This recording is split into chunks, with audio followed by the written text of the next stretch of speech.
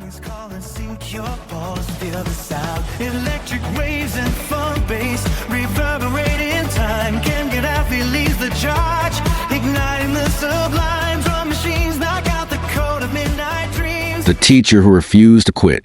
A journey of courage, survival, and unbroken hope. Dr. Gabriel Ken Gadaffi. The identity of a warrior. Every life is a book, but some stories are written in lightning and iron. In 1971, in the post-war rebuilding of Nigeria, a boy named Kingsley was born. But the world would come to know him by a name that rings with the weight of leadership and the sting of a predator. Gabriel Ken Gadaffi. Born into the discipline of a soldier father and the vibrant grace of a tailor mother, Ken was forged in the barracks and tempered on the field. From the red dust of Benin City to the bustling streets of Ibadan, his life was a constant movement, a daring expedition that was just beginning. Sympathy. Empathy is the way you feel about somebody. You may be the boss, you may be the supervisor, you may be a colleague, and you feel with your colleagues.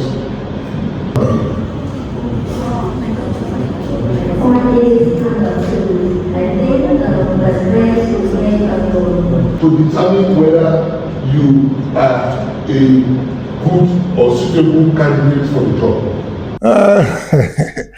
Yeah, I have been identified in different ways growing up. Yes, my name was Kingsley, and at some stage, and then became Ken Gadaffi Gabriel. Ken is the acronym of Kingsley Edobo Onwadeolu, and the name Oracle, which people identify me, the Oracle of Cambodia, was when I eventually came to Cambodia and I started writing for the Phnom Penh Post. And my style of writing, because at that time Cambodia was just coming out from a long-drawn civil war, human resources were lacking, education, a lot of things were lacking, especially sports. So, but I got involved in the education as well as in the sports, and I was a sports journalist. So I took up the pen name of the Oracle of Cambodia because my style of writing tries to predict the future, especially when games are coming. I analyze and I try to predict what's going to happen. And I have that gift. It comes to pass. I mean, near, I would say maybe 85% or 90% success in my prediction because I could read games and tell. So, and as things begin to unfold, Cambodia begin to grow in sports. Then the name stuck, the Oracle of Cambodia. And the Black Mamba, or the Block Mamba, that came as a result of my involvement in basketball. You remember Kobe Bryant. Unfortunately, I met him in 2012 and I met him in 2016. I met him in London, 2012, and 2016 in Brazil before he died in 2020. So I think that was when he passed over the name, the Black Mamba to me. And then I was playing for Extra Jaws in the Cambodian Basketball League, and I was noted for the defense. I should have been named after Mulumba, the great Mulumba, but anyway, I was being called Black Mamba. I was wearing number 8, and my style of play was to block shots, the of defense. I'd block a lot of shots in the league. So that name stuck, the Block Mamba, So it has lived with me ever since. And even after retirement, in the sports arena, they still call me the Black Mamba. The Black Mamba uncoiled. At 6'6" and 140 kilograms of pure functional power, they called him Big Shoe. But on the hardwood, he was the Black Mamba. He didn't just play the game, he patrolled it.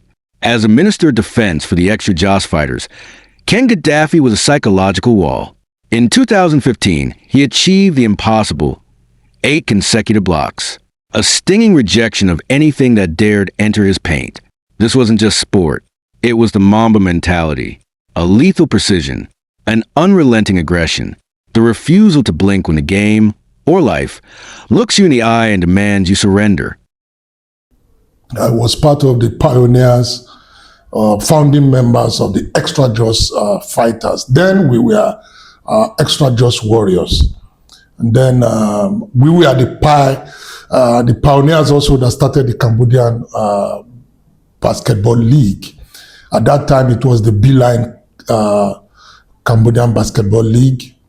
Then it metamorphosized. Anchor Beer started supporting them, the league. And so I was with Extra Jaws for about 5 years, I think from 2013 through to 2018 when I retired.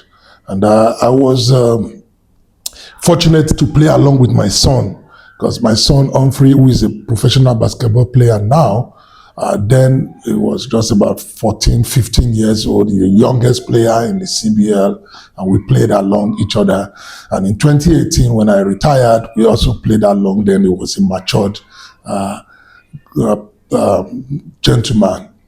However, the twilight of my career was in 2015, because in 2015 and 2016, I inspired, let me say, the Edusha Draws to the finals, and unfortunately, we didn't win those finals.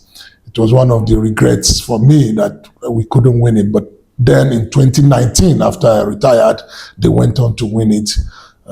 Then I was more like a member of the crew rather than the player.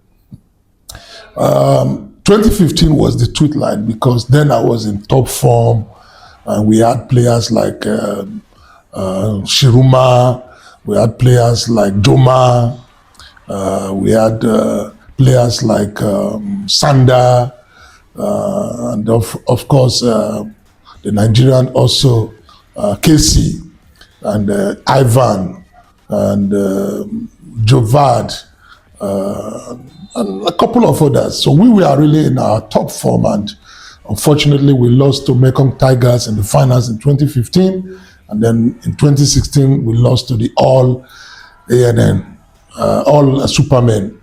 It was close games, but it was just not meant to be. So I always loved playing basketball, and I still do, but just pastime because of my health situation. Architect of the Golden Age. But a warrior's spirit isn't confined to the court. In 2003, Ken arrived in Cambodia still healing from the scars of Khmer Rouge. He came for a week. He stayed for a lifetime. For 10 years, as a special advisor to the National Olympic Committee, he wasn't just watching history, he architectured it. From the Golden Strike of 2014 to the historic 2023 SEA Games, Dr. Ken helped build the infrastructure of a nation's pride. For his service, he was awarded the Grand Commander of the Kingdom of Cambodia, a scholar of the soil turned strategist of the stars.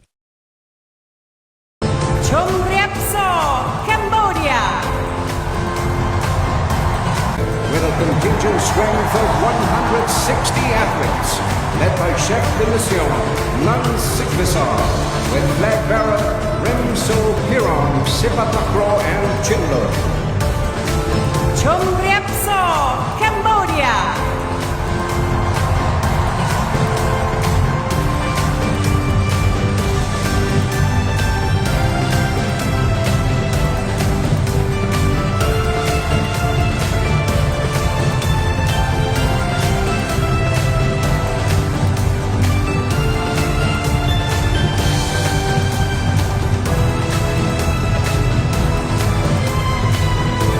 Sipatakro and Chinlo.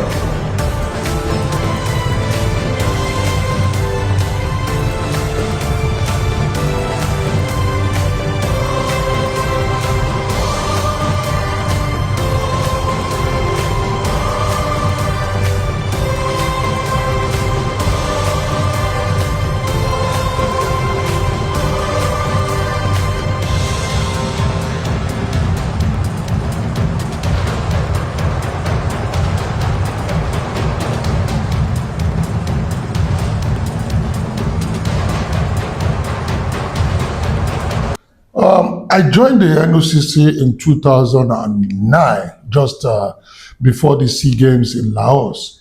And I was fortunate because before then I was writing for the Phnom Penh Post, and that was how they discovered me. And then they invited me and I became the special advisor. And then I was able to write I was fortunate to write what we call the strategic plan. So at that time, what I wrote in that strategic plan was a 4-year plan to develop sports to the extent that we can host the SEA Games, we can win medals in the SEA Games, we can win the medals in the Asian Games, and we can qualify for the Olympics. So these were the targets we set out then in 2009. And over time, we were able to achieve that. To God be the glory. As advisor to the Olympic Committee, I was able to attend so many conferences with the IOC, with the OCA, and several games, the SEA Games, the Asian Games, and even the Olympics and the World Cup, and I was fortunate because then we were able to start to win gold medals in the SEA Games. The first time we won about 3 gold medals was in Indonesia 2011, and in 2013 in Myanmar we went on to win 9 gold medals, and it continues to increase. And the twilight of it was in 2014 we won the first gold in 60 years for Cambodia, when Song Sivme powered home in Taekwondo and won. That was a very epic fight, which was very, very, it brought Cambodia into the world map because it was a very unique thing. And when we came back in 2014, when we opened the National Olympic Committee office, the Prime Minister, I was among those the Prime Minister gave the honors of National Award. And that was when I was awarded the Mo Anessa of Cambodia, which means the Grand Commander of the Kingdom of Cambodia. And after that, we were able to qualify again for the Olympics for the first time. Song Sivme qualified, and even the elder sister, also qualified. She was in, I think she was in London 2012, and then Song Sivme was in Brazil 2016. So, and then we won the 2 gold again in the Asian Games in 2018. So it was a golden era for Cambodian sports. Unfortunately, I was part of it. And the biggest one was even in the SEA Games that has never happened. We won the 3x3 gold medal in basketball, and we also won the silver in basketball in the 2023 hosted by Cambodia. So in the area of sports, I'm so happy that I was able to contribute to Cambodia's success in that regards. The professor of persistence. While he was building stadiums, he was also building minds. At Aklida University of Business and beyond, Dr. Ken has taught over 50,000 students. He is a pioneer who founded the Rising Stars International Sport Academy, proving that the greatest yield isn't found in crops, but in human potential. In every bank, every office, and every corner of the kingdom, his legacy walks in the form of the leaders he mentored. He was the engine that never stalled until the storm arrived.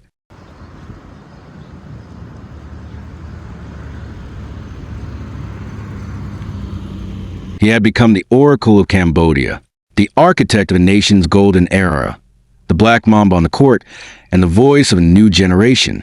For Dr. Gabriel Ken Gadaffi, life was a series of mountains climbed. He had built the structures, found his purpose, and earned his name.